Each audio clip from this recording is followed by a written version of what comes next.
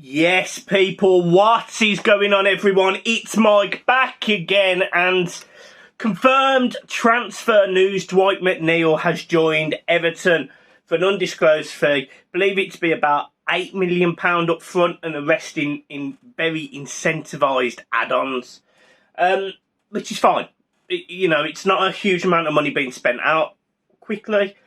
He did not have a good season last season, and for all of the reasons I said yesterday, that does concern me, and I wouldn't be lying to you.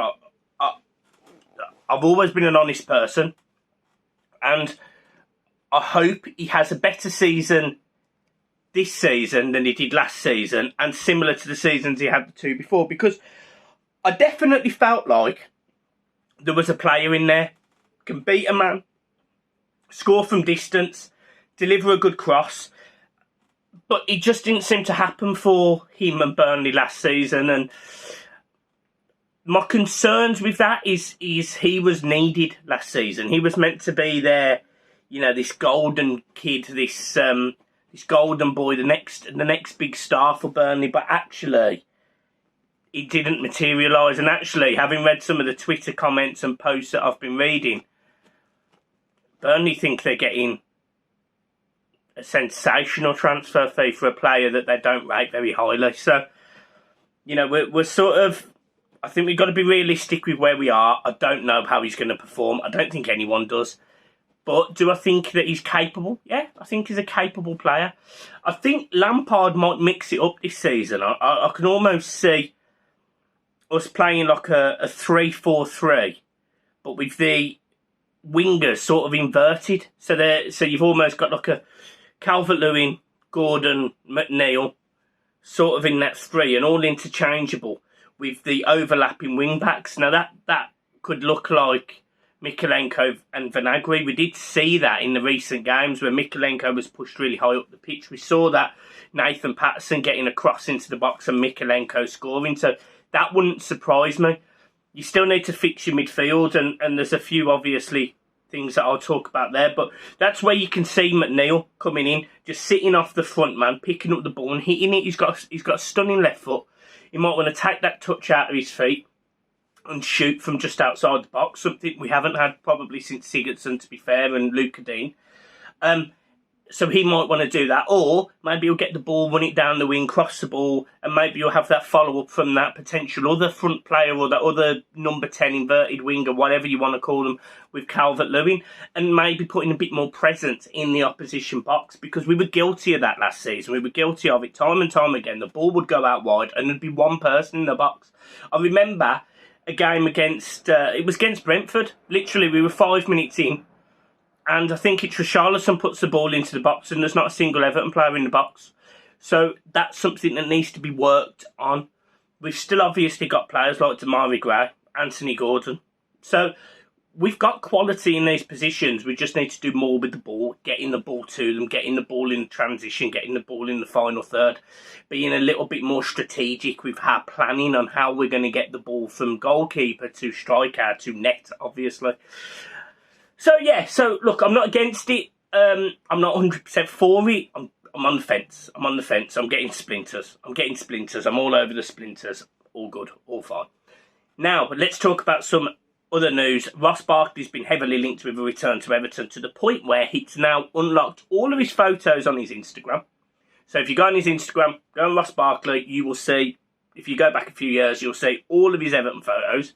He's recently put a new photo up, literally an hour ago, with a picture of a love heart, which is blue, by the way,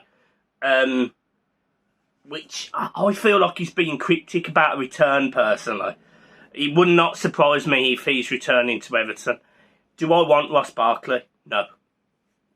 No, I don't. Is he better than what we've got? Probably. He's played 8 times in 2 seasons. He's had fitness issues. Do I think he's a capable player? Again, yes, I do. I think on his day he's a very good player, and we saw it in an Everton shirt. It just didn't happen enough at the end, and the way he left, I'll probably never forgive him. So that's just my opinion. There's a lot of people on here that would take Ross back. A lot of Everton fans on Twitter, on Facebook, and all the other social media platforms that would take Ross back.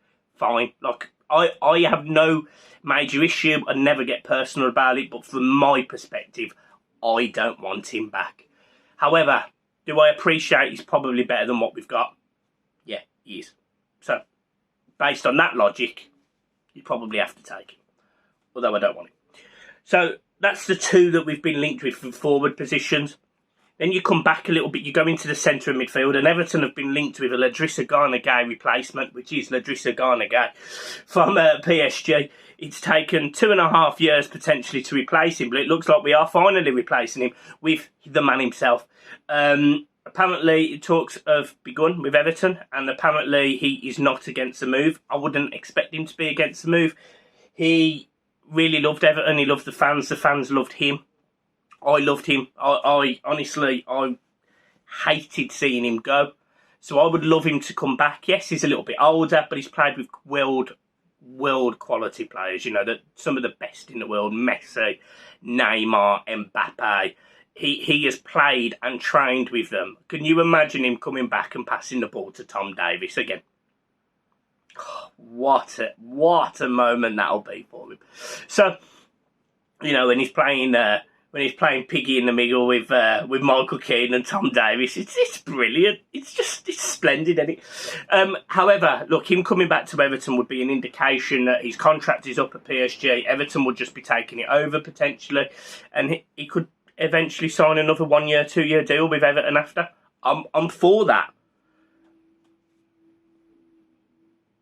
As a bit of a make do, because we never replaced him. We felt like we replaced him with Gabami. We didn't. Felt like we replaced him with Alan. We didn't. Decore. We didn't. And although they are all different players, none of them have actually been any better than what Gana was at the basics. Winning the ball, energy in midfield, carrying the ball a little bit, passing it off. That simple. That simple. It's not rocket science, but Gana did all of that really well. Gana would be welcomed back in a heartbeat, in my opinion. And if he's on whatever wage he's on, the more I've thought about it, the more I think if it's just for a season, yeah, I'm all over it. I'm all over it. As long as it's not absolutely stupid money, like 200, 150 grand a week. If you're telling me you're going to sign Gana for 90 to 100 grand, I live with that. Because we've lost that in Sigurdsson and potentially Gomez potentially leaving and Cenk Tosun and, you know, all of the other players that over the window have left or gone on loan, etc. We've lost those big wages. So bring him in. Bring him in. And another player that has been linked with a move away today is Mason Holgate. And he has been linked with West Ham United. Now, I'm going to tell you something about Holgate that many people won't agree with. I don't think Mason Holgate's that bad. I think his positional sense definitely needs work. But I do think he's fairly commanding. I think he's aggressive in the right way. He doesn't make anywhere near as many mistakes as Michael Keane. I don't mind Mason Holgate. A few years ago, I was really raving about him. I believed he was better than John Stones, etc. All of that rubbish. I was wrong. But I don't think Mason Holgate is as bad as he sometimes gets the rep for. Will I be upset to see him go? No. But I do think we need to replace him. Now, if you're going to tell me that James Tarkowski is that replacement, fine. Because I think Tarkowski, Mina and Godfrey as a three, if they're playing three at the back, is fine. Yeah, I think it's fine. I think it's got enough pace. I think it's got enough people that can play the ball from the back. And I think it's got Yuri Mina who will win everything in the air. So, from a three centre-halves perspective, I think that's fine. It's if we get an injury, which we will. You know, Yuri Mina is not the fittest. Ben Godfrey's not the fittest in terms of, you know, not picking up injuries. So when you're replacing him with Michael Keane, I have worries. Is that fair to say? I'd much rather be replacing him with a Mason Holgate than Michael Keane. That's just my personal opinion. Branthwaite's gone, so he's not going to get games. So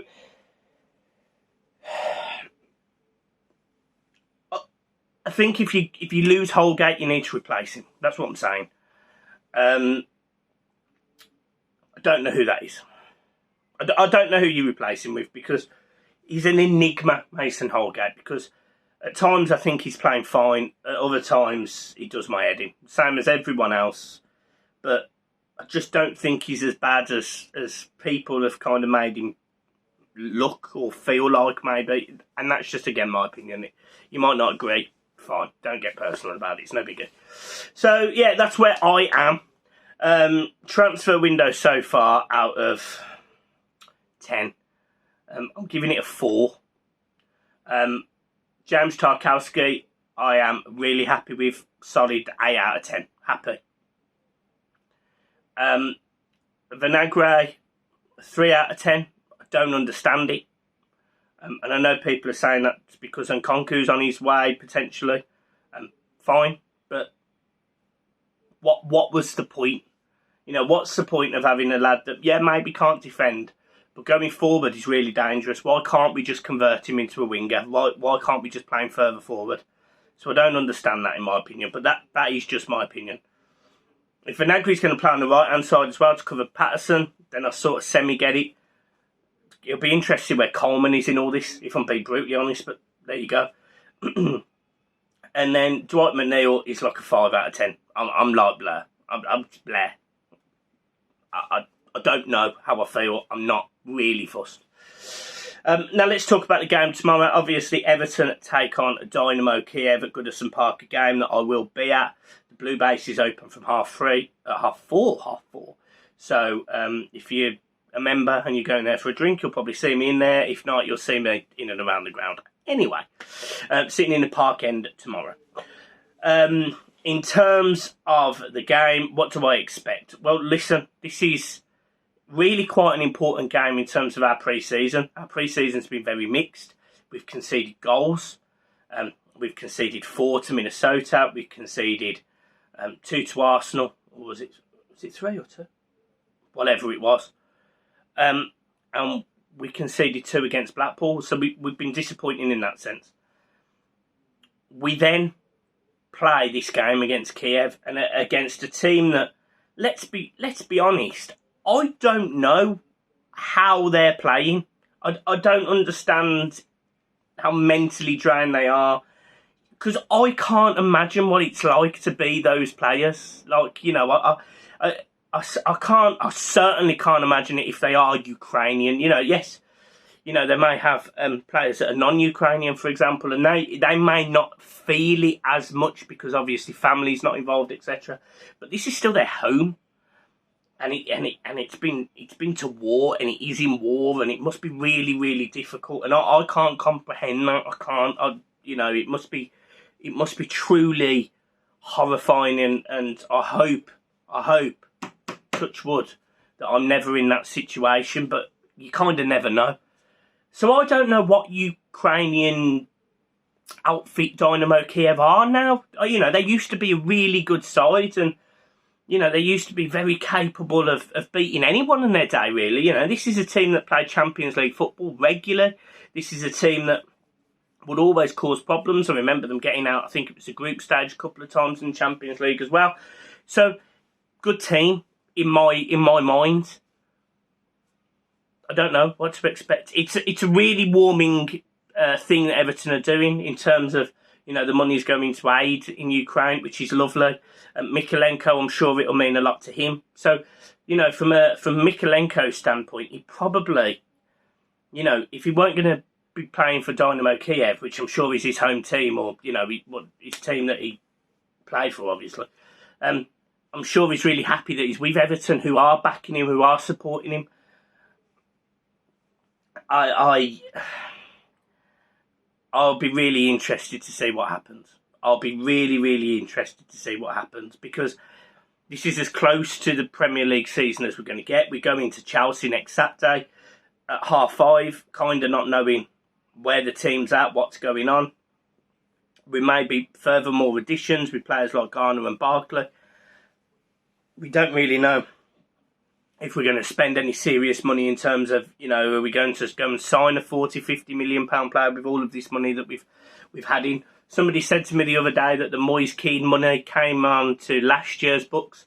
I don't believe it did. I believe the loan fee went on to last year's books, but I think the agreed fee of the £28 million, €32 million, whatever it is, I'm pretty sure that'll go on this year's book. On top of the 50/60 million we've got for Richarlison and all the wages off, we should have made a significant dent into our operating costs, which, let's be brutally honest, are through the roof. So hopefully we're sort of turning a corner. Do I think this squad is good enough to stay in the Premier League? Yes. Do I think we should have much more ambition than that at this moment in time? Yeah, we should. We should always have more ambition. Realistically, though, I think we're going to struggle. And that's me being brutally honest. I think if you said to me, as I said at the start of the season, 14th, 15th, if you say 14th, 15th to me, said it start pre-season, you tell me that now. You say to me, you've played the whole of 2022-23 season and Everton have finished 14th. I actually take it. And then we go again next year, and hopefully we'll be in a better place. The board needs reforms like you wouldn't believe. I don't trust this lot as far as I can throw them in terms of the board. So I can only hope that we're going to be better. So that's that. That is the whole video there. I feel like I've crammed in so much in 17 minutes. That's outrageous. Yeah, make sure you hit the like button, subscribe, keep supporting. You know that, you know all this. And guys, my hair, look at that. Woo. Peace.